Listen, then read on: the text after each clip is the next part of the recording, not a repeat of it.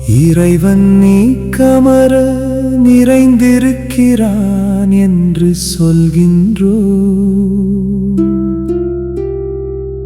ஆனால் ஒரு பொருளை சிறப்பில்லை என்கின்றோம். ஒன்று சிறந்தது இல்லை என்று சொல்லும் போது இறைவன் நீக்கமர நிறைந்திருப்பது பொய்யோ? தேவையான நேரத்தில் உதவுவதை இறைவன் என்கின்றோம். பசியின் போது உணவு கிடைத்தால் உணவு இறைவன், தாகத்தின் போது தண்ணீர் கிடைத்தால் தண்ணீர் இறைவன், குளிரின் போது போர்வை கிடைத்தால் போர்வை இறைவன். எல்லா பொருளுமே இங்கே பயன்பாடு, எல்லா பொருளும் நமக்கு உதவுகிறது. எல்லா பொருளும் இறைவன் ஆகிறது.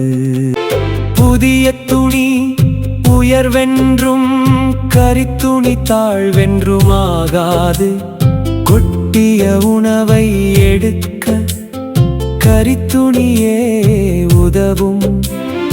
ஏற்ற இடத்தில் உதவும் சரியான பொருளே வழியாகும். புதிய துணியால் துடைத்தால் வலிதான் வந்து சேரும். படுத்து உறங்க வேண்டுமென்றால் விரிப்பு ஒன்று வேண்டும். குப்பையை அள்ள வேண்டுமென்றால் முறம் ஒன்று வேண்டும். உடலை காக்க வேண்டுமென்றால் உடை ஒன்று வேண்டும். எல்லா பொருளும் இங்கே சிறப்புதான். இடத்தில் ஏற்ற பொருள் உதவும். கோயிலில் மட்டும் சக்தி என்றில்லை, எல்லா பொருளும் சக்தி கொண்டது. எல்லா பொருளும் ஆற்றல் கொண்டது. எல்லா பொருளும் அறிவு கொண்டது. எல்லா பொருளும் சிறப்பு ஆனது. ஜடப்பொருள் என்பது அருளை கொடுக்குது. மூச்சு விடுவதற்கு